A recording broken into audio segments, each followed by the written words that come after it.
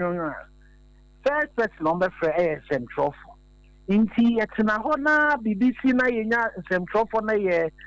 chomo na ye bo mo sa na eti ewu se yan kata ye mfa wudi a ye wa betumi ye yen da bi ma nwinke bu abemembu no eno na ye egu no na central etuma no enye ade a enye it's not a sin enye bone ye beka se BBC a ye be nse aba ne mpinti na ye bepa e de abo nkofo enye adepa na eye because na me sisi a yemfa mrakwaso entry nkofo aso most of the time no be say a police for no case somebody case some criminal case no and attorney general and nkofo be criminal case no more fast and some no more seriously inti idea say making sure say ye try this one the man nkosa na me ne DJ president kasa say sa dey in as much as ye fire service for Bekasa. Ye didn't pay for Bekasa. Immediately, no, I say I headed to court. Okay. I say yesterday a lawyer for more than how much me about. Na class FM for so Jim. Na education, no, yes, started a civil case. I was so. Na ye catch Ghana Fire Service. It is not acceptable. Almost statement no more the Abena no. Ye very regrettable. Oh, be or say or no APR. Or justify something means TV no man. It's not correct. The member fire service for penny say he immediately no some of the stand your move fees are press statement no PR no issue no and then some can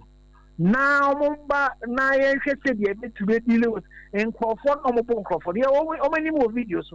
no man no my assault Tiamra, what are your fire service? We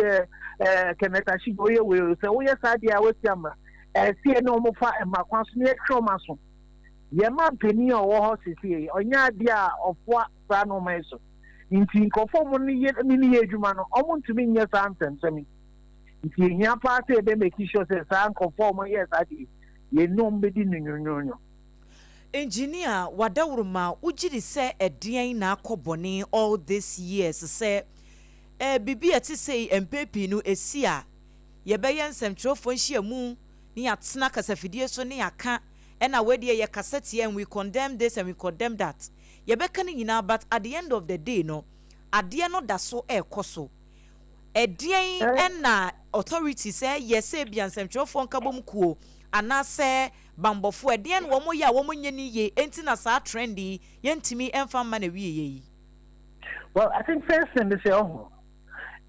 some trade human ye na ye expose no my negative ye na ye de kania esren samanfo ya de boni bia ye kire engum enti adwuma na ye no amanfo mo ya de boni no mo mpe fa adwuma na ye no enti eno na ye the very first thing to share most of the time attack here sini no man no enye Ghana penalty unim kachiogi e wo Turkey ye kunu ya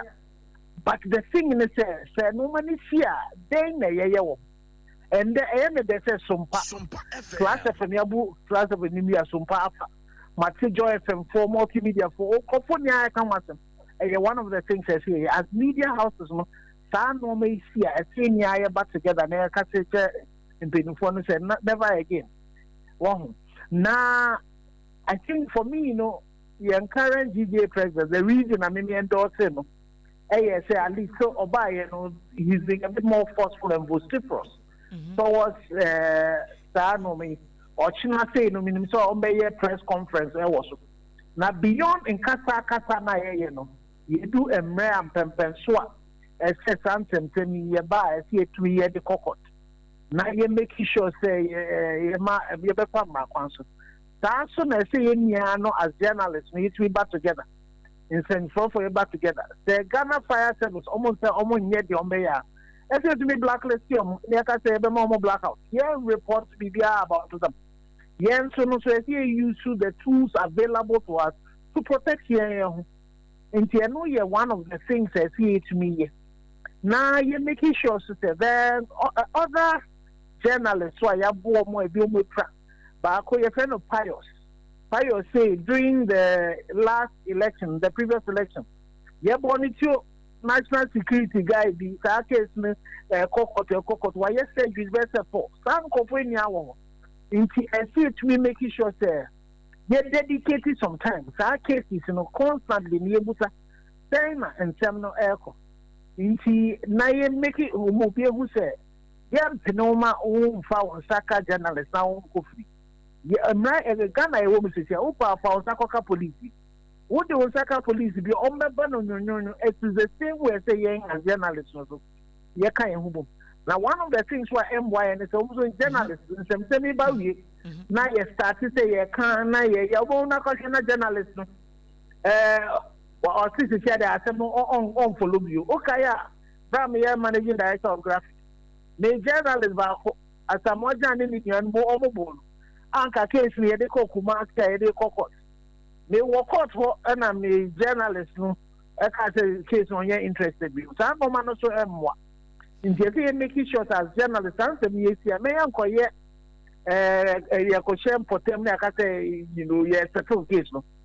The Nippon person settle case Kayama number court. Number settlement now you record the settlement no court. My best attorney general. There's some issues here no so my own making sure say you may be engineer ye jawo amoakono sa enkomo ya wuken GJ for no press conference na kura wo manya ye ne and they are even calling for PRO Emma National Fire Service no ni resignation because adwuma no wo mo kira wontimi nye na ne me pese me hu ne say we no ye betimi aka se ye GJ for no so adwuma wo mu kese de kire say woman necessary woman bo ensemtrofo no ho ban because ekuoba tan no ene woman na pepi no eye esi a the fathers or ye hu ne say ya frɛ ensemtrofo nhia mu na ya condemn act no after that ye beka radio so after that eno ano no enti ɛhɔ no so no hu sesin to bi ɛwɔ hɔ and I make say I think beyond press conferences beyond engagement with perform and the states, the condemnation, you do pensua, say, Sician, you call the next step. Yet to me, one of the things I see, yet me back. I want to okay, GDA presidency at some particular point in Kofobi or you declare blackout on them. I think it's some progress here, but from the old days, yes, tighten. Near call the next level.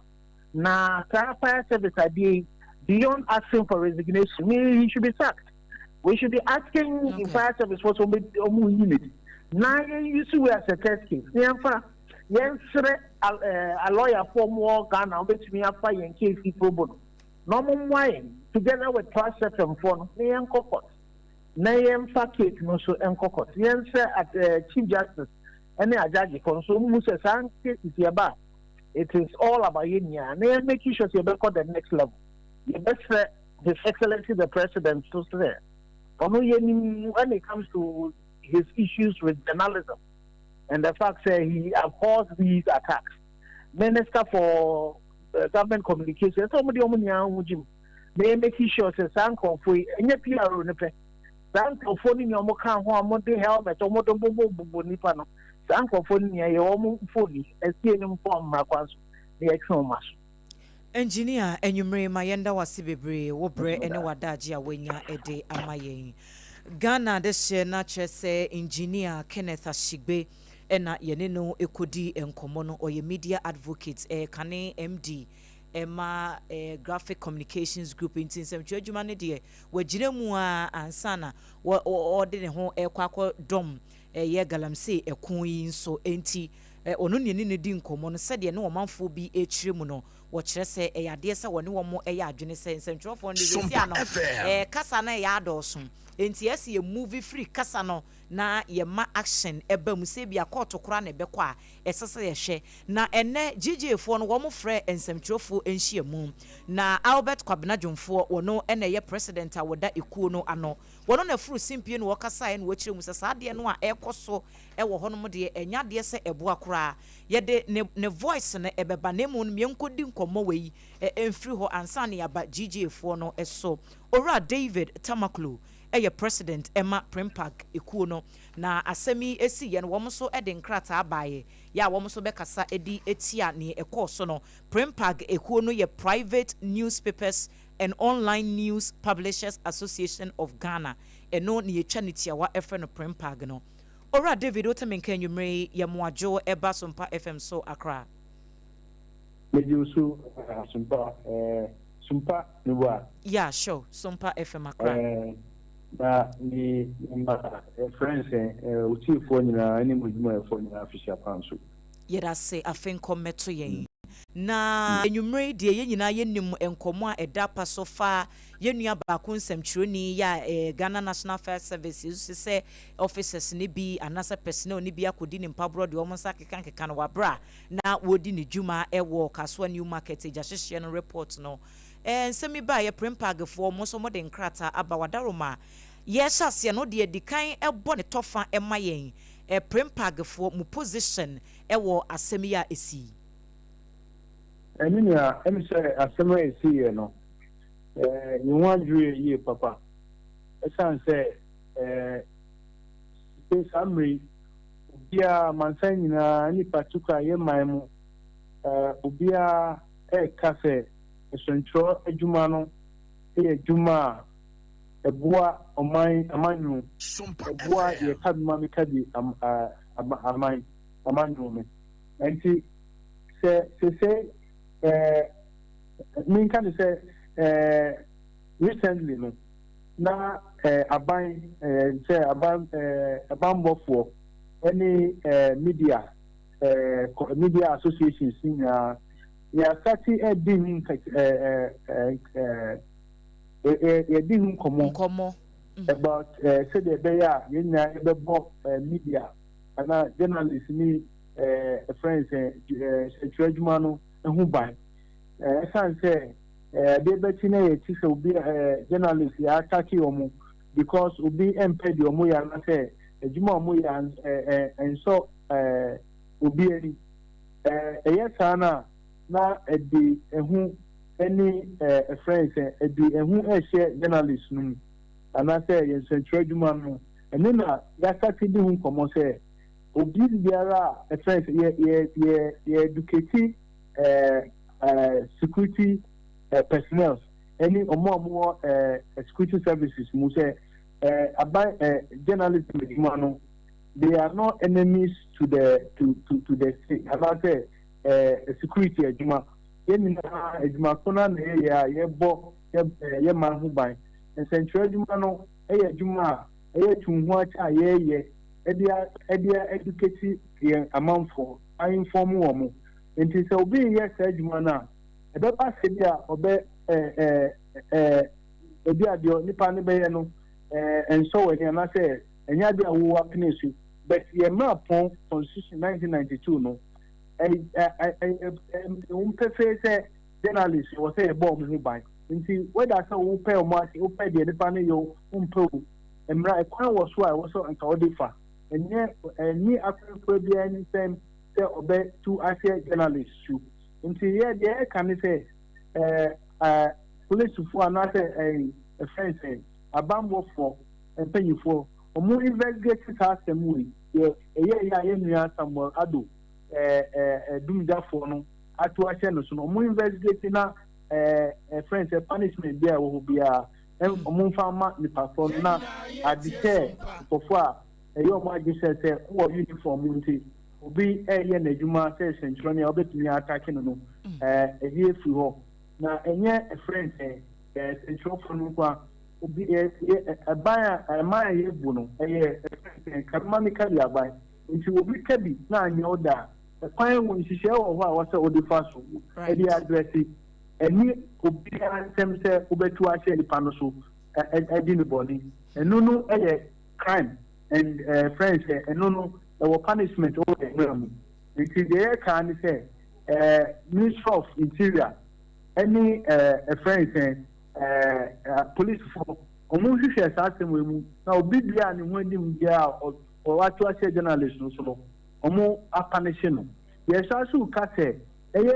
court for anase judiciary no omo enye say because a mother that say Ubia and Fanny and journalist, a brow or yen ejumano. I some could do court now. Omu say a punishment or as you show Mudroma for more Muyasano. A bear doer, a bed detain for 4. Mr. Tamaklo, right? Me yenche Ghana National Fire Service for one more official statement na ban run uhubi. Me who be ana AI say omuya twi omu efri express adia nipa na ye say or twa ifoni bi obebi na the bottom line ni say nipa no na oye na dwuma essentially friends say baby a all twa pita no ni say eyi bia twa bia wo ho ana say emna bia e wo ho a kire say obi ntimi entwa foni wo essential dwuma no sunku ya friends mapon any other laws my privileges via yetimi use the yejuma nti any friends onu friends dum jani no tumi mu say obeka say o mental picture ha say be a security zone kra security zone kra na I don't think say ma obi kwan say obe to action so and so no because you can't use a crime to prevent another crime. Right. Yeah, we moving forward. Sesia, enye di kan enye de toso mienu anami enseni atoto aso asimpe pi. Edien e na feel say as ensemtrofo ekuo batan GJ because asemi bai no enese wo ma press conference. Wo ma kasa e de etia condemn art no aside eno no so wo ma request say esese PRO no kra no wo mu yini sinchen na hwehwemu etimi koso for the meantime. This and other things were the position of Ghana Journalists Association for ene. But do you think say essay you moving from this level no echo the next stage and are moving forward beyond organizing press conference no say and central for and kabum kono woman so betimi aya e betimi abo and central for no ho ban. Let me say, Yasati yes, anyone that GJ, Print Park, Giba, any some other civil society organization. We have started talking about it. We have met the security services and deliberated on how to protect the journalists and the profession journalism. And I mean, just about a month ago, we had a forum where we had all the security agencies, any essential for any before. We sat down and discussed. They said, "I idea also omutu yafe." Name I see one say, "Kabima mikabino, utunsa." Ubi a oye na juma session channel. And I said yes, or informal educating a human nanti. So yeah, now we see here, and now what was all the fashion. Nti ye be cause di one friends e di un komo a church ye phone say hey so be ASR say kwan was say fashion di ye say a ministry of interior any friend abambo my phone na e be say almost ebe also educate members na ya he say judiciary no so some say e kodu omanima mo I hear say friends say asutua e development for no Mubeye do, yeah, beya, Ubia, the condos of Betunisa, about Centroni, and I say, Obetuashe, Centroni, Sumo, Wanya Afri. A Centromano, a bit, it can be provocative, because what would you know, ye trust and not found. A young Savuna, ye Nippon air town. And so in Fissa, the Jumano, ye said a bay, Manu, a bedroom, and ye, Juma. Someone to just never had to just say they are in Abena and Fika. I see Ano. It is the Pane Yan Jumana, and yes, sir, or you are some for another or Kaget too. A Juman or you said the police near not doing any, who here were Juma, oh, yeah, I'm out a minor. You see, I was saying, yes, now, young Konyan said, will be our yes in Jumano, why any sort of Kaget too, and I said, Bisa. And see, and commander never cost edi. Na omoa ewo efa omusem say in some sabbath or monasono, Mumba say, Mumba make a decision, and Bemma Nkofua, the dome concert, or Mumba to Ascens and Chofosu, and on back at you, a friend say, Oma who say, Adia, we are young who. Right, Ora David Tamaklu, my enda was say, Papa Penyumre, Obrena Wadajia Wenya Ede Amayen, Edasipi. Right. Abusianfora David Tamaklu, or no, and a president, ya wada Primpag, Ekuno, ano, and I would say, Yeneno, Edi, and Commonentino, Obia, emi say, nim the phone in our adjune ewo benkrum says, I said, the new messy fair conody, as a movie from mere rhetoric, no. Na ye de action no ehyem kasa no enya de ebekwa kwesi baby a se ye kokota ye kokot se de be ya ensentwofo no san se wo mo ye asem kro no ba ye ensentwofo kro no a na report bo amane e ma musu mu hunu de ekoso nti se kire musa etwa mo ho na mo bedi wo mo mpabro ne sa ne mane mane de a ene enya de se ebebo akra na se de medi kankan ye no ene Ghana wo mo nsentwofo enkabom ko GJ Omo friends mchofo enhyiamu Albert Jomfo wono na ye president awoda ekuno ano wakasa edi etia de akoso no wo kire se enya de se esese yetena se ekan anotum se bia we no kra de o ena enya news ena enya bibi foforo bekom kura na nsantwireni no wanye na dwuma yie wo se sa de na ekoso no de enya de ebo ne nsem a wodi tu dwa ne bi yentimra. The Ghana Journalists Association condemns in the strongest possible terms the brutal, unlawful and reprehensible attack on Class FM journalist Mr. Samuel Adom, allegedly perpetrated by personnel of the Ghana National Fire Service during a fire outbreak at the Kasua market in the Central Region on Sunday, January 4th, 2026. Mr. Adom was lawfully carrying out his professional duties, reporting on the incident which is of major public interest when he was reportedly assaulted by officers who should have known better. We also saw the viral video where the journalists and some civilians were being attacked callously with helmets. This attack is not only an assault on an individual journalist, but a direct attack on media freedom and, for that matter, direct attack on the leadership of the GJA, and me in particular. The public's right to information and Ghana's democratic order is also under attack by this incident. Enti Albert Jomfo enono enuachi enwo san echire mu se odum jadwumakuo no se officers ya wo mo yehu wo mo wo video mi yenim wo mo su se bia officer so and so anase say yet to be identified no mo na nkrata kro no mo se mo be set up committee na wo mo aye investigations e wo sa asem no nti yet to be identified no committee na adwuma na wo mo ba be ye no eno ne de wen. I personally reached out to the authority, that is the PRO of the Ghana National Fire Service, and you could see the arrogant, the confident, the ignorant, the insolence which he was defending the act and speaking is nothing to write home about. And their statement itself is very, very contradictory. On one leg, they said that they are here to identify the officers. On that leg, they said the officers did not assault the journalist and that they only took his phone. So which is which? You are here to identify that they are your members, they are officers. Yet you said that they did not assault. So which people? The people who are not your members did not assault journalists or your members or the officers you're talking about. We don't get it. And on another leg, what he even said was that because of the safety of journalists and properties on site, when they go to the grounds, they have boundaries. They need to always protect their security zone. Colleagues, I want to state this on record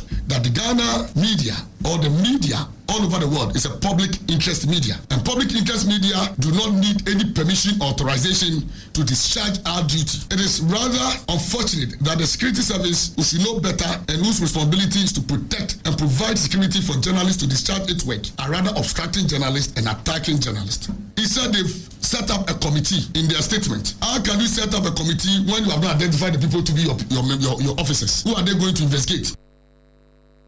Enti who are they going to investigate in Crofwe Yenhu Womo? Enti committee no wamo and womo kwakoye womo nhwehwemu na wode ne nkasa ye ebe wiye no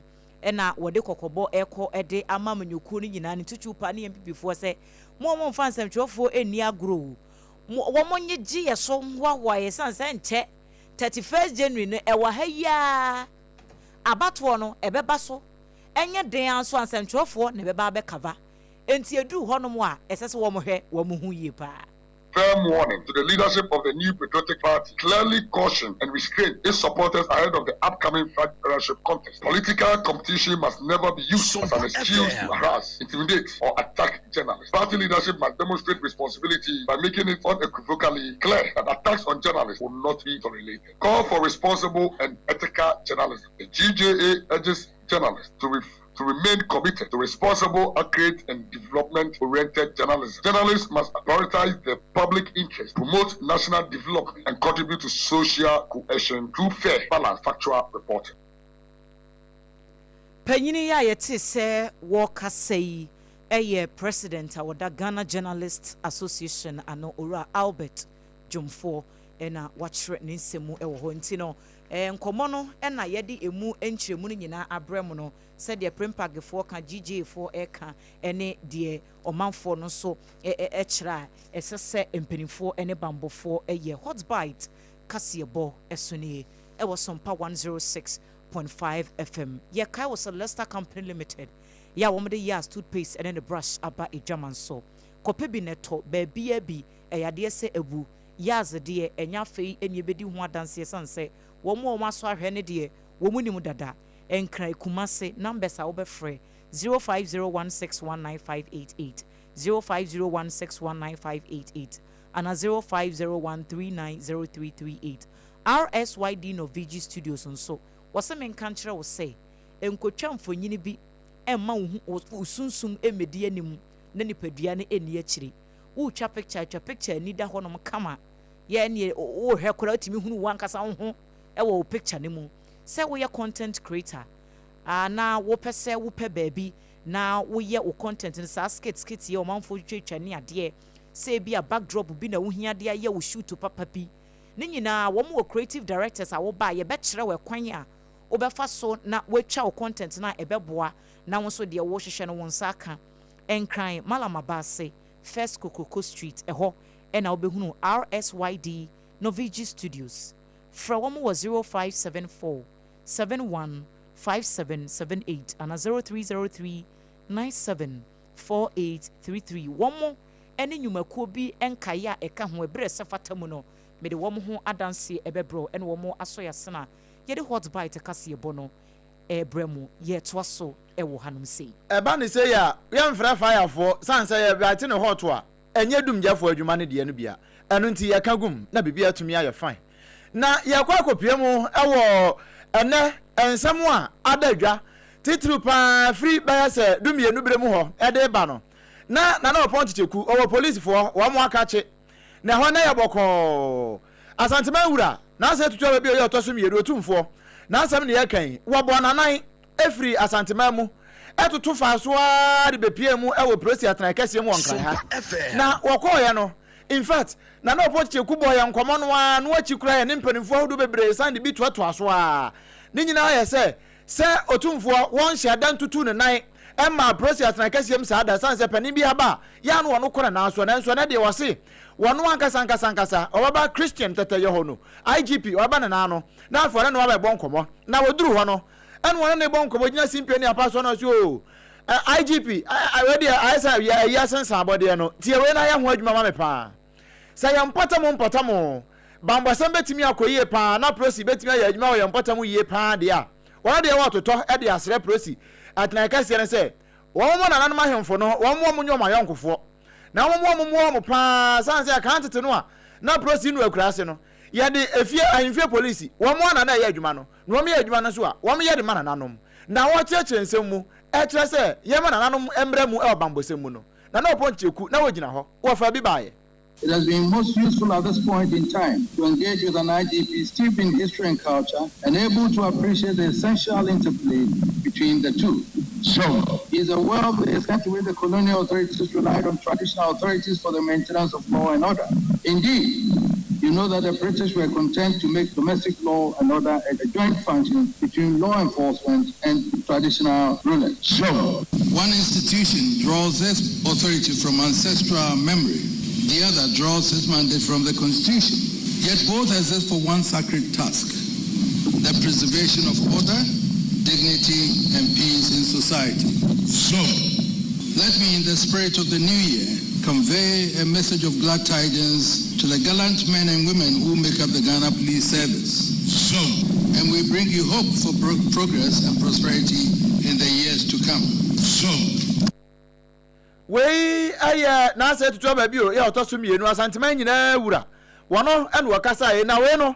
wode sa de sede yi ade to yero Christian tete yehono wode to na ni mo pe ene oso o no kura waso mu pa na wono akura wonim sesa ne medical boss we kan tete na himfe police wo ya den wado beko sabra no na kro no bo ewudie ene sa ne masa na ebi ni ho na nansa ya kamia yese Ghana prosi kura doso obehu yasi achi obi asi afo bi no mum saa de no enda ekoso pa enu nti sebe ya bahwe no atu ase nti no ne otumfo aka no wona ne be ya adwene. Your Majesty, your presence at the police headquarters today marks a turning point. This historic honor is one that the Ghana Police Service and our fellow citizens hold in the highest esteem and do not take it lightly. The Ghana Police Service recognizes that over time we have relied excessively on imported European policing systems. This visit challenges us to return to history, re-embrace indigenous knowledge systems, and strengthen community and tradition-based policing. Let me say that your visit today will deepen cooperation between the Ghana Police Service and the traditional authorities across the country. IGP Christian Tete Yehono, one financial man so wa. Wo wi na kasa kura no so we no wan fa nka ho kura na chese ne wan kasa na yesa nia asante hene wo be ye ni nyina na ni anso sabe empani se baifu oba wono enna ni nso ade na nso Sekin Solomon wo ba ba sra won se no eno de a kire pa wo be kasi sudua se ni nyansa bo akwa ya da bia so mpafo mpo kasa won ka se nyansa bo akwa na nya me kase won bo na baso aka ni nyina ka ho no wa kire pa se kura ni mudiem.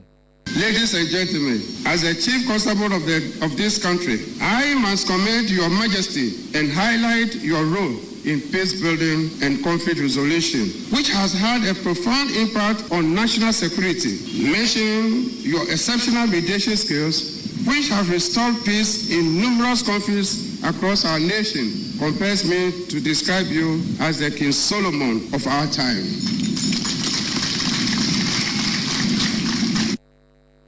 We rampemu asiedu edema Ghana prosi atana kase no IGP Christian Tete Yehono nene ene yati yi abusia yatoa so ewo ensam fofromo ade amao na sha no so se damu live ewo Facebook ne so Sompa 106.5 FM Accra like page no emayen wa sha ma foforo so anya bi ahye wadwenkyira na ade ato ho ede amayen na Ghana mampani ni His Excellency Yera John Dramani Mahama okopie mu ewo annual New Year School Conference yase na dwumadie na se no anwade ato dwase wano no ne second come year ya ne ma ye toso mienu said ye oba ye bahu sane ma ankoye kane a wabaya omampani na wakofie akwatena se na wahwe said ye omampani dada na dada kwakufuado wano so ba fa boyi adrege ya wie ya mfinhia no anwotwe wakwatena se Ghana fosi His Excellency Owura John Dramani Mahama Saibrai esanse said ye obaya ya no brana ya sama okwanya ne to aso wase ba wo ba de toso emienu ya fra no Mr. Ababioyi wase obodo humodin bia ese omai Ghana no ebetumi agira ye naso brache eba no eye oman yi sikasemu ene sadie oman no wanom ebomu brana bibia betumi akoyie Ghana mampani ni ese wade niema pa egugu akwamu sadie be ya na mamu awobuo no obebua ma ya akono sempo no ekina bi wawie ne time no wo kwa ofufura obeba no wotimi ma ya niema troka fa ma yen si wa ma ya ne troka so na sa pese wo yema ebru wono ne de so a wo bebre pa ne nsamni. I've decided to make this second mandate so graciously granted to me by Ghanaians count. I've pledged, you can clap if you want. I'll take that again. This is why I've decided to make this second mandate so graciously granted to me by Ghanaians count. I've pledged to raise our economy and governance to a level that no succeeding government can reverse. In a region where democracy is backsliding, we must demonstrate that democracy works and that our people can have faith in their leaders to uphold their interests and create opportunities for national prosperity. And what you know, and a Ghana man penny essay. And Basa Abosumi Besse in Sieni, Upiemu, our river Densua, river Ayensua. Watch them say na ensure no any ayeti set team. Dear Abia Yadi, a sit any mreke, any milu afra na yet tenkwan. And so no and kakra said you are deny most by brew water gas if wabaya wamu madimbo, wamu elbow agreement to say river Yensuno, and ni ate kakra. A chance garam say kono 9 months a jumekon wamu bomb who modern pa. And also say and which you move fight. The Environmental Protection Agency, all of those involved in the fight against illegal mining, please don't give up. There are some positive results beginning to show. Recently, during the Christmas, my house was like the Makola market. When you go to where they have the animals, you cross a stream. And before we crossed the bridge, I asked them, which river is this? They said it was the Ayenshu River. And they said, if you had come here 6 months ago, this water was the color of coffee. It says now is the color of light Milo. And so it's getting better of the water. And so that's why I'm encouraging you to keep up the fight and even strengthen it. Ghana man penini His Excellency Eslemu Sejata Ora John Dramani Mahama annual New Year School Conference ase and what this sense nyina etu jati na mo se dwumako no mu amu kire mu so amu ni brew water gas for na so mu hu omadwuma yie no wasa ye kakra ye process enya wo fiti prako pa wo sea na kire se aye fita wo po amojan kakra beba ensu se ni de nsuo no ani ahyase a etie na river yensu se no kanene na te se coffee se na ayete milu a agene enti kakra bibia ekwaso garam se kono wo mugusu a wanomoko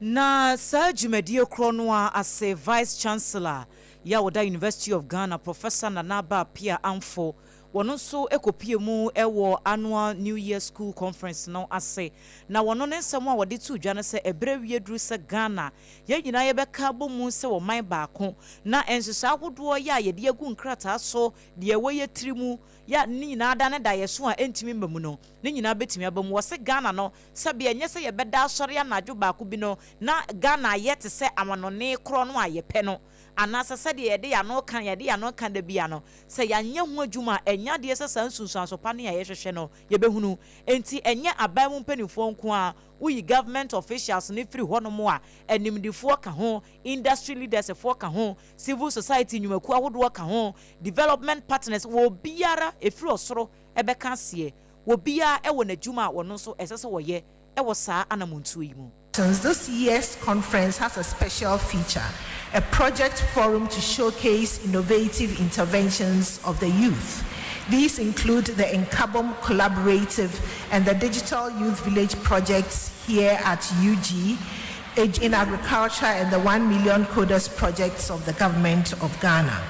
I look forward to vibrant discussions and reflections on the 4 major sub-themes of this year's conference. The Ghana we desire cannot be spoken into existence. It must be worked into reality, built by our collective efforts, guided by sound policy. I warmly welcome you once again to the 77th Annual New Year School and Conference. Ene ya yekoti SSA Vice Chancellor University of Ghana Professor Nana Aba Apia Amfo and watching in some imuno. Sabre yai se upiemu ewadoma ahinkrope babia fire service for one station ni wono we free Presby Hospital hona na okwa fire hono ano. Doma FM 100.7 where biemu sa de bi no ya wo mo focus ye live ewo ho me pa cho du wa ya tini in na tie kase no nyina correct one pa. Doma FM 100.7 wo mo gina mo kase pa na university for asama na ye ka adwoa ka ho asem sese ye no na renowned business management consultant wano kro ye chief executive officer edema Ishmael Yamson and associate Dr. Ishmael Yamson na asem ne ye kan papa yi ne trima bobe o papa na wo dwuma de yasibi wono no wogina simpie ni apaso no wakaso no suo wono afibia be semfie miensa nam so die ekamia ye sa afibia no legonfo mo yo mudwuma se no omo sha da afre no abeka bi obabia so no na mampani foforo na teso no abɛbɔ na adwen ama no na afei wɔkɔ na no mu no na mampani ti wɔ hwɛ nanim din na so no korɛ wo de oba wo second coming economy no ekɔ yie kakra pa 1 year ya wa ba die no korɛ pa wagina yie nanso yade no a ɛyɛ no kuro na tu yɛn no yɛmpra kuro ni wie na wɔka kakra to akyire sei. We have created a society where who you know has become infinitely more important than what you know. We have replaced merit with patronage. When a young graduate with a first-class degree feels that their hard work... Your first year has been simply spectacular. But let us not be overtaken by the joys of what we see. What we are seeing is stabilization. We are not at the transformation stage yet. Feeling the pulse of the streets and listening to the quiet anxieties of the boardroom, I must tell the truth. We are not just at a challenging moment, we are at a definitive crossroads of our national existence. We have stopped the bleeding, yes, but we have not healed the wound. We have managed the crisis, but we have not cured the disease. To truly build the Ghana we want, we do not need a policy tweak. We do not need the same mindset, behaviors, and values that brought us to where we are today. And surely, we do not need another borrowing spree. What we need is a fundamental, structural, cultural, and economic reset. We Dr. Ismail Yamson, one and business management consultant. Yeah, no Korea sign chief executive officer. Edema Ismail Yamson and associate. Nene and yeti. Abusia wansam foforo mu no obimfo na na Jeno Poku Ajimaye eye o my Ghana ye vice president no frutabraba mansa nyina enum ano wode krata akopiemu e wone hwa anim ngoma me kire Facebook no eso na ne nsemu no ene wase wano fifini mantamu ene ofre wase sade empanimfo ababedi ni bronya ne jai aye de papa na ne wanu mu kika ne nyina bomu fifini mantamu mpanimfo wanam eba ye ene Cape Coast North wanam mra hye badwani onanyafo nyako minta kwa amena ana afa Cape Coast South nso mra hye badwani onanyafo Ricket kwaku Hagan wanam edi mpanimfo a wanam Afri Cape Coast Metropolis wanam ba ye eno am se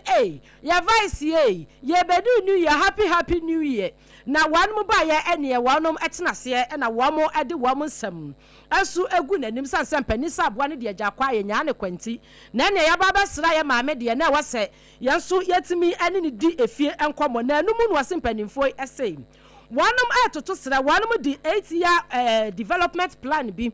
aba pie nanim ne nyina efa ekwan a Cape Coast wanum so betumi adedandan wanum ho kakra na ne wamo akwan suku adan ahodo aya sabe ahodo ene niam betumi ama Cape Coast mfimfini mantemo etumi aye krabehwa wanum betu nanim na anum ana wanum hwehwemu a na Ghana mampani abedi a kire sei wo hu se empanimfo atoto srese enkane wo mayi ya president ya wanya ne ba bi ko president Fifi Atamils wanum kiremu se ne library bi ya wo ho no kame sesese no atete apansam entino omampani abedi akire Professor Nana Jeno Poku Ajibai wonhye na wanum entumi emeyensiese kakra enso ho a wamu kiremu se Cape Coast Metropolitan Hospital no so eno so behia siesie a wanam etoto sra wapani se wobetumi ede ne nsa ba besom na wamatimi asiesie ne ye afen so sade be ya Cape Coast nso montene ebetimi a vibrate ewusi Cape Coast watim say yes mesin finfini mantam wamu kropon emu na economy no so ene niema enkoyie no bibia etumi akoye ni nyina enkamfua wanum kiremu se wamo ade fundraising initiative bi ba hyehye so ene ka preda masempoa na enkakra wanum etimi enye foto bi de ato ho na wamo etimi ade aboa eye kuro no ama kuro no so etumi afri enonyamu akwanonyamu na kurakura mu no na vice president na Jeno Poku Ajiman say sadia ne mpanimfo afri Cape Coast wo gwa wanam eba ye ene ne betena se edi fie nkomonti wo hu sesebio wamo ani wo fam entine di aban no so be ye wo betumi bia awana ho odin na nuanyamu ni tumi mu ade abo Cape Coast no wanam eba ye ni nyina mu assemblies yahodo anu no wo Cape Coast mu antin so nyina no wo nka wo mutam se ani se twe na wanam ni dwuma mu a wode kratsa yi akwato ne hwe ni mu ma Facebook no so ya sompa nwumre ya da ne akiri ade asomo ye kai wo se ye hot bite kasebo e wo Sompa 106.5 FM Accra ena ye daso a ye kinkan ensem no e de emamo Jaws bread and pastries wo mo na de Jaws hot kinky abadwama so pe bi to wate odofo dokono na emre sei dokono na emutun sei na wode ye maske ne pa ai wutimu se ekoye ankasa unya sugar no kra de kitwe bi because dokono kra se de esi fire soft na afe no bibia nim kra timi nom ema ne yeye yesi betunu at 3 Ghana cedis pesa wo kwa akoton a anase wo ye program bi na pese wo da no doduo mu na wo de serve wa hoho nso a eyade se Jaws hot cake for won beje so no ma 7 ne kama e de amount Jaws bakery ene de abadome commercial bank no echi ho ho na obehunu wo 0256068832 na oni wo mo akasa ye toa ensem no eso na amrado ya oda o mensi kakrabia Batan Bank of Ghana no ye Dr. Johnson Esiama na wode aso dwa se national economic policies ahodo o main tutuye ne niam bi a wo mutimi ye na bebo am o mensi kasam no so tutuye timi gina bra no esese eye ade bi eye dada ade ya ye betimi atu ho na mo enti Ghana ni bi a wo main mu no na ni so ade hunu na esese wo ye bibia wode o man no so ho sikasam no so ehyem eno betimi abo am yetu anamo bi ye betu ni ye na wabra wode ne nsem etu dwa no wo se na nsem muntem wo hwe adwuma so no ya Bank of Ghana for ma ya ade se wo mo sabaso bode pa Domestic Gold Purchase Program DGPP ya womo de ba ya womo se afimpinu ene aduru nsian womo eba be hyemu kina yie pa na enya de ano womo se esese ebetena honom afebo na emom wombe dandan ni se de be ya mfaso ebetimi abaso Gold for Oil Jumadie yi se eno so 2025 honom baabi ena womu etwa munti o chese evolution de niema esachira niema esachira se no Gold for Reserves initiative no ne nyina na aba ya no so ne ba bebo amantotoye akonkan no o man sikasam so etimi egina bra na wabra wode ne nsam tu dwa sei ene wo chiremu. As you will remember, the Domestic Gold Purchase Program was introduced at a moment of acute vulnerability, and this was when foreign exchange buffers became thin and confidence was fragile. Its purpose was clear, and this was to strengthen reserves, stabilize the currency, and create space for macroeconomic recovery by leveraging Ghana's own natural endowment. So, judged against this stabilization objective, the program has played a vital role. It is also important to be candid that this stability came at a cost. Since the setup of the DGPP, which composed of the G4O, the G4 Forex, or the G4R, the Bank of Ghana has had to carry the financial burden of such a national strategic policy. Ene ya yekoti SCA eye Dr. Johnson Esiama wono ene amrado ya oda Bank of Ghana ano. Afe yenwura mu ya kasika no a we nyina koye gold nsam no yetu na asase no so. Ekwa asase no na ya ase ho. Ni akoyi ni nyina de apie. Na baako a egina mu pa ewo wo chemamu eno ba kwa no behu na atiwa forest titiri pa efie nyina mu hode kwa akofa chabi kofa si akwa sikam titiri kura amanfo didi afa ho pa na onim na akofa abomosu kwa ben na otefa akropon de a ene hode o ma yam so ho nyina na no na wo chehene wo sajefo amwati eforipani ye otoso mienu wono na yakasai na wo hia Atiwa Centenary Celebration any Green Atiwa Forest Festival mpanifo ewo mu ewo chebi epomantam mu ni nyina no na ye 100 years of Atiwa Range Forest Reserve ena na wono edie ena wode nsamutu dia no wa chese hwe ba akofo ne nsentimi nkata nyamiani na anu a mampani akufo ado ba ya wode na akonya to so no nsanhwefo obo ana pa dan so ade no kra amfoi afei mampani mahama wono nso aba nine months for na mo nchen afei blue water gas for nie hwanhwanfo gina nchen water river wardens wo mu nyina ba yo mo de ekọ nanso still ekọ no eguso wo ho wono de wo ka na wo ka de atre se si ebetimi aboa ama ye mpota mu nyina atia eya Ghana nyina nkomo tane to babia kanti information ayama fine ni bebe ko ko tsanti wa ko kai ya a tsana pa ko tsana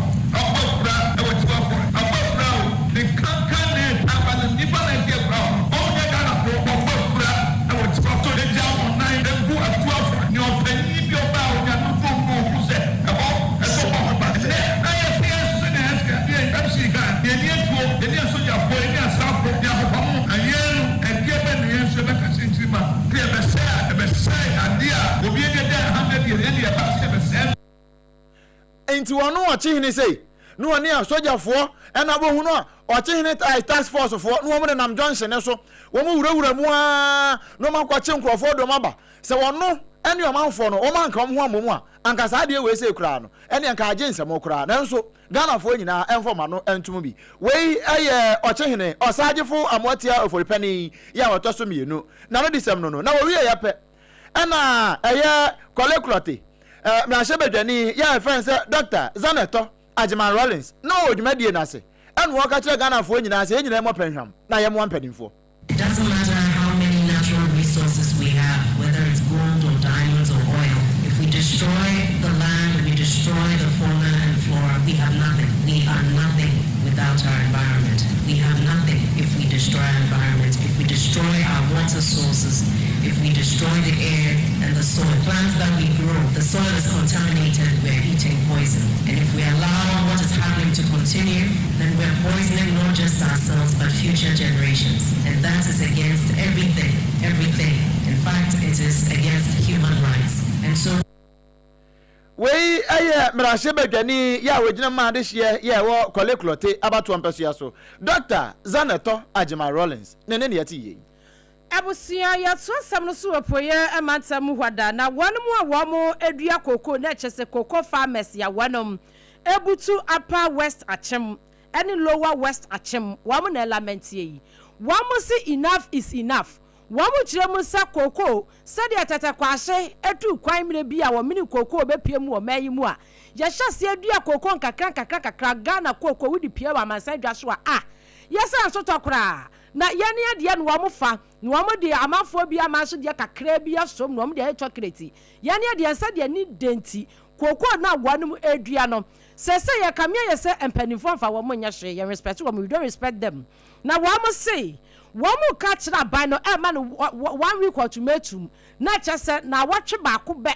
na kyɛ nanso ɛse aban ni release wɔmo fancy ne yɛtimi nkyia wɔnom ka koko farmers ya wɔmo upper west achem and lower west achem say bronyan they didn't celebrate na kyɛ wɔmo ani bi wɔmo se de atwa wɔmo awokura ne sɛ wɔmo manya admission ɛyɛ universities ahodo a wɔnom bɛkɔ no na ayibusumi wɔ yɛ mu anso yɛntua kanti wɔmo ntumi nkɔnkotua nkwada yɛ admission na wɔpani a wɔgyina akuafoɔ nyinaa anam ɛkasa yɛ ɛyɛ Owura Samson Adu Esau wɔka kyerɛ aban ne sɛ na wɔtwe ne so ni ye release fan no enfantua wɔnom ka no wɔn so nya kakra fan hyɛ wɔn pepepe mu a wɔn nyina ebo kojan anante afri bia ya wɔn achichi ni bencha be pie mu odwibri house wɔn bɛda wɔn bɛdidi wɔn bɛdwade wɔn bɛyɛ bibia wɔ hɔ na sɛ ni nyina na sanfoyi a wɔnom kɔtwitwa wɔn kɔkɔ tri ni nyina agu wɔn bɛdua rɔba ɛne de ɛkeka wɔn nsɛm ni obɛhwɛ na yɛkɔtɔn ekuku ne sikama obɛhwɛ na yɛkɔtɔn ekuku ne sikama na yɛde hyɛ kuku akrachifo but yɛde anu tu fam na ɛnyɛ kuku akrachifo eti yɛbɛsɛ aban sɛ kwan yɛ fa so a yɛne akuafo edin no yɛne nye ho kra mo a mo se kuku no aban nko na ɛtɔ eti okuani bi antimi ntɔn no kuku ɛnkɔ baabi a enti sisi anaze moachi akuafo mo ne ahyɛ toom ɛne nya mpɛ bi a mo de yɛn enti yɛde yɛbɛfa yɛn ho adwen na adwen yɛbɛfa no sɛ mebetumi nuanom akuafo fo sɛ okuani mpanimfo se sɛ wosum bɔde a na wasum kwadu nso na de bi asɛm bɛba sɛ woafo kuku afo no bi na ɛso na ehiama sɛ obetwa bi agu na wadua de fofora twa na fa gu because aban na teki akuafo for granted akyɛ sɛ kuku no yɛntumi nkɔtɔn baabi a na yɛntumi mfa nyɛ hwee nti oni so kwenu dia ho onya na asem kuku no ya mpa nkɔ yɛ nti brope na ɔtɔ ne brope na odi twaka na mpo ɛbo ɔpɛ no yɛ odi twaka akuafo nti akuafo mpenifo sɛ usum body asum kwadu woafo 10 acres twebigu abɛ wɔ hɔ twebigu na pedua rɔba na sɛ bedu bribi na sɛ yɛ bie kuku na sɛ kuku ne mma ana sɛ dia aban pɛ sɛ ɔtɔ dodo pɛ sɛ ɔtɔ no sɛ onya aban obesua yansa Owura Samson Adu Esau wano ene gina kokofo a wanom ewo lower upper west achem and lower west achem epoye mantemu anemu ekasai president Adema Cooperative Cocoa Farmers and Marketing Union Limited Owura Bennett kwasi asududu na abɔ ne brane osoja wani amani boni kwabena nyako enso etwetwe nkomo sei for the past 1 month e to kokoko sika ma ti say on to kokoko be de eka ti say e kuafo kra bronya yedini yo yehu se na efa e bo mpa ye se abane dikaba mpa cho de bi o man ka hwe nkire ona se sika baba so sika na ma am kan for the past 1 month ni sika bi amaye ene ne asem no bronya yedini raw me ba kra se me ba ko secondary school onkoye university ni on so nkoye nti se yehu kwan aye fa so ne ame wo kan se omomodin ase omode sika bebre ono ano no sika ne hia ya ton ama wo nti hia wo sika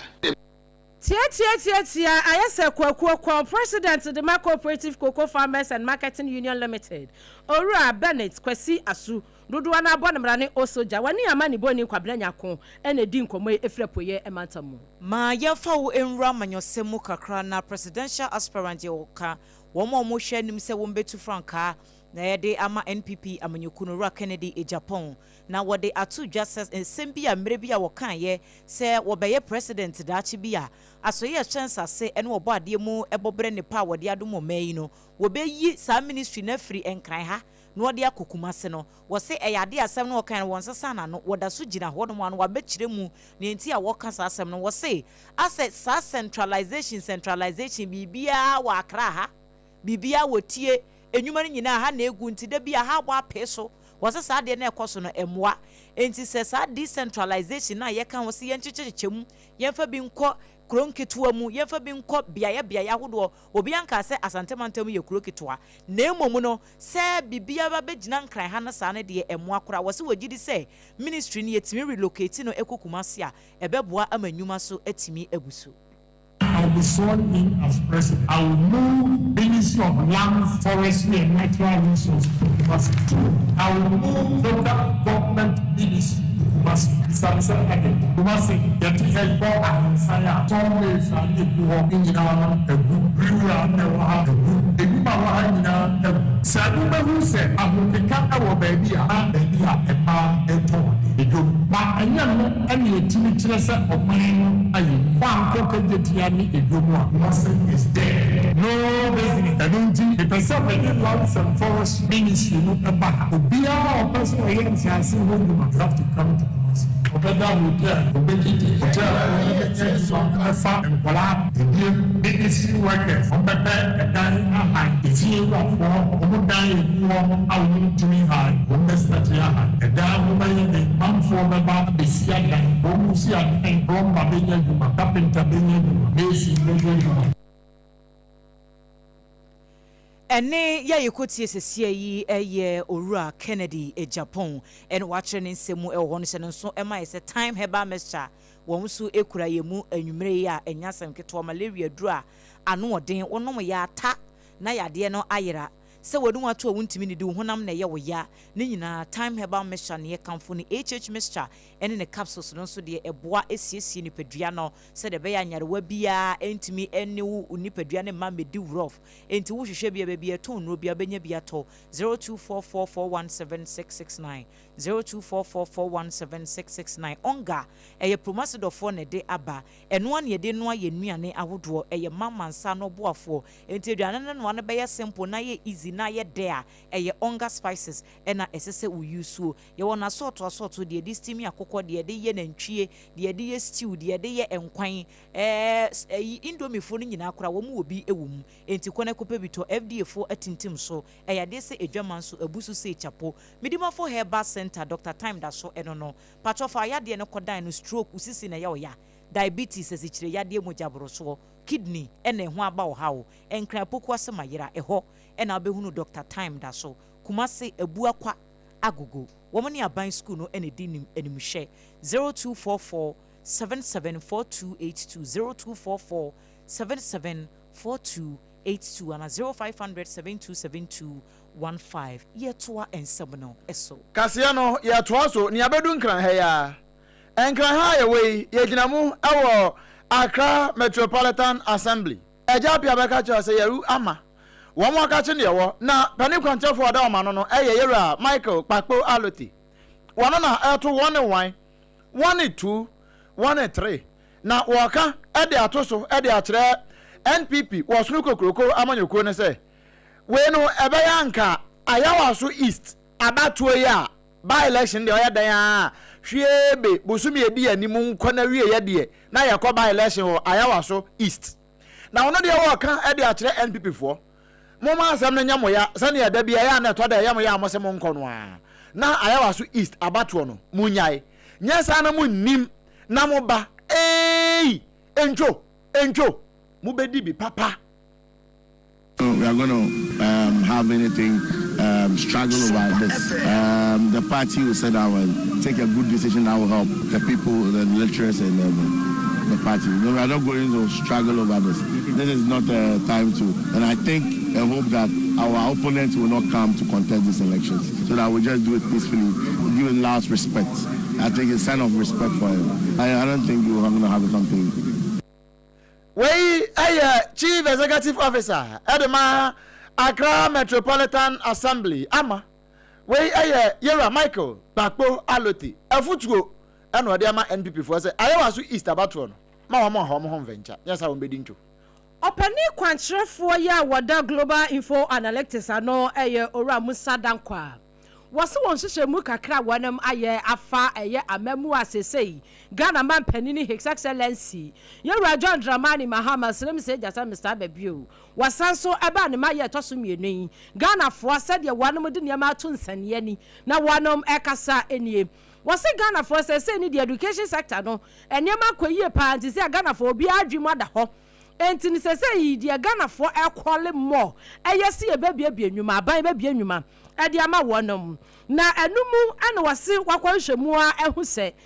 Ghana fo wamu to aba a wo mayim wamu nyina focus no akogina enwuma so yemyem enwuma said you church mu no tompa kase ento aso say I expect them to create jobs. If you speak to voters today, economy is no longer a threat to them. Economy is no longer number one issue for them. Suggest that they are okay with the economy. The next issue is job creation. If you look at the last election, before the election, the three top issues that bother voters was the economy number one, 2 jobs, and 3 education. It appears they are getting handle on the economy. Well, the economy is clearly in a better shape than we have seen it before. And the stability in the educational sector, especially in the feeding of the free senior high schools. And I think that's one of the areas that was really getting problem for the government. Lack of food and the noise that comes out of that. Opani kwantrefo a wada Global Info Analytics ano owura Musa Dankwa ensem enwodi atudwa ya da ne atwa mawe na kane panyini pa na nko wada Ghana Football Association ano owura Kwesinya Ntechi menya boss we die wakai bibi na mo be kai se afempinu ne edu nwotwe 2018 ena nsensem akodo ebobo fa ne ho a Tiger IPA adwumakuo no koye wo mo hwehwemu di investigations ne ba ye nam so am owura yi ehwere na adwuma ne ye wo kire se akwanya ahwere ne to da bi kura wo ka se ne baba kura timi begina ne o da na sebe we ewia na ne ono ankasa ne ba o bebisa na sasem because ye ne na montene de nkofo ka no de ewom ne de anim nyina wo mo ka to ne so e de wo haw bebre ena abre no enye na adwuma nko na busua ene niema bi a no wo ye nyina na wone nsɛmtwɔfo atwetwe enkomo ene wa kyerɛkyerɛ mu sɛ yɛse yɛtenetene nsa won so sɛ mmere bi enam sa hwehwɛ mu kuro ye nti no wɔkɔka use statement bi I have the president in my pocket na kyɛ sɛ no sɛ mampanyi o sɛ na bedi achi wotimi di ne din wo mu din sɛ be kɔyɛ ye niema bi gigi skagu wo mu ne botom ne ade nsɛm no de ɛyɛ bebre no wɔse wɔno wankogina baabi anka da say I have the president in my pocket wonim baabi Ghana for ete sa asem no anything to him. I don't have the power to do anything to him. I leave him to God. If there is a day of judgment, which I believe there is, it will be an interesting day for us all to present our cases to the Almighty to judge us. I never said that. Please, within one day, the end of the day, produce evidence that I said the president was in my pocket. I never said that. I never said that anywhere. But it has that allegation has gained so much notoriety that it will be illogical for me to even stand up to contradict it. Prove it. Call Anas and ask him to give you the evidence before the end of today. It was the figment of somebody's imagination just to discredit me and let me look very bad in the eyes of the public. And they succeeded. Waso wo ye pass wo mbegu nani mu ase akeka nsem amana dwuma woye kora bono ampampa so de no wo mo hwehwe no wo mo sakan owura Kwesinya Ntechi ene ete ne nkan eno ana Tiger IPI wo mo se gina nchen e de hwan na egu hwan ni mase e de hwan na egu hwan ni mase Tiger IPI fo wo mo se sansem ya adwo aboso yi nya no nko ano won te yo na no kra no Johnson nso baabi a odu ya na wo ka asem no wo kan ya de kosi se ase na anase ena wone Kwesinya Ntechi wo mu gina koto twen da wore san na nam sama ase yes sign ne ho no de gina nchen enkrata Tiger IPI straight wo mu de aba e kire se womo ne an kwasinya ntachi womo ni problem bia o na emom waman no na ne nya waman na de ne kokoto na ananse no ne se wono aba begina mu se dansini ewa asem no mu se ye kwaduboni anase kwadubofo dansini ewa asem no prosecution witness ewa bra Ahmed Swali enipa bi ebo ne ntra ha ya na no kwasinya ntachi kra ka ho bi ombo ne ntra ne na no achi nipa bonefuo bi akra brifuo bi kwaje ne nkwa edi free ne nsam na no wo yesu obedi sa danse na ape na high court judge nso wono so yese an danse de be mo adi na emom se obedi na ade be kata wani nyam court ha na afa nso ye be di Sompa TV so na tara one amobi a ahwe bi eno na na ase yese ne yesa ade a adanse kra wona ni biu na nam so attorney general yesa asem no kra no watwe asen eno nti se kwasinya ntachi nim na wogina baabi na wakasa anas ne gina court ananu woni anas gina court na ehwebu adansem wanim ne yewoka we abusia ma yenyina we so na ye na ne yehu sima pe emra na yeba yebeto ansem ne so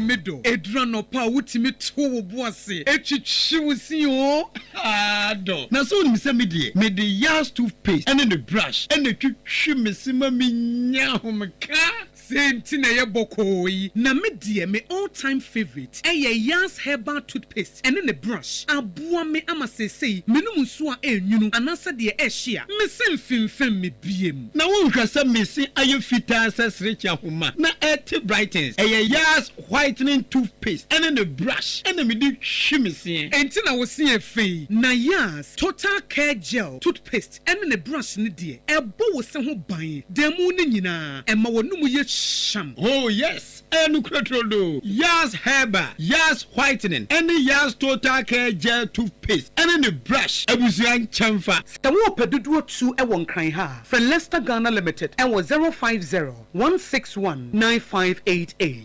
Leicester Ghana Limited and the yas toothpaste mo ahodo and the brush abadwaso abeboy midimafo pokwase maira akra midimafo pokwase maira akra midimafo heba clinic aba akra ani owuntie passengers egumi kai mu ehwa na dodo na ekro ene sa akra ne bote be demo ani yedemo ampa be se de edutwam Atlantic International University America memu abo Dr. Adujamfi babaso honorary degree as a professor in biology in herbal medicine it is said here ayaresa no ayam more oh miss na encheda nkoye na esakakra ti say wa pege mu amahode ambam connection ne mu de we obo we ba de kra ho wa ba do kra we ba do kra ye kai stroke nso de wa fa no small chese agidi wa wuo ne de asie no yare bia etatia e wa Dr. Tamda so eni so diabetes hepatitis B prostate hypertension malaria yare bia kuma say owo agogo opposite government school no na nkra hanso obepiem e wo pokuase mayira kwan no so fra doctor 0244 774 282 and at 0500 727215. Midimafo Herbal Clinic. Wudimafo ne hwa.